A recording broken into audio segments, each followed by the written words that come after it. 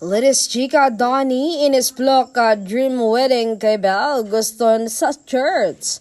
Donnie at Belle kung sakaling mag-propose na siya kay Belle, gusto ni Donnie na sa simbahan maganap ang kanilang kasal. Church wedding daw talaga ang pinapangarap niya since noong bata pa siya dahil may pagka-traditional pa rin ang kanyang pamilya. Nakachikahan si showbiz insider Ursina Donnie at Belle. Siyempre, kinamusta muna sa kapamilya celebrity couple tungkol sa pag-level up ng kanilang relasyon. Kailan nga ba sila lalagay sa tahimik para bumuo ng sarili nilang pamilya?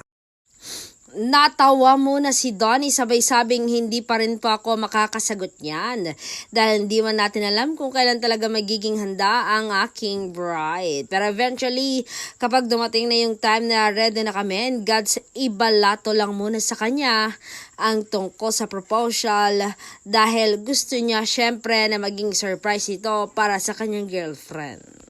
Basta ang sinuguro ng kapamilya actor TV host, si Belle na ang kanyang the one at forever. Yeah, sure na sure ako dyan, siya na ang gusto kong pakasalan. Tinanong din namin kung na-imagine na ba ni Donnie ang sarili na ikakasal kay Belle at kung ano ang kanyang dream wedding. Ever since bata ko, gusto ko talaga ikasal sa simbahan kasi very traditional ang family ko, so I also want to preserve that tradition. If ever may other decision pa on wedding, maybe out of the country, pwede rin. Hindi ko pa masabi talaga, pero simbahan pa rin.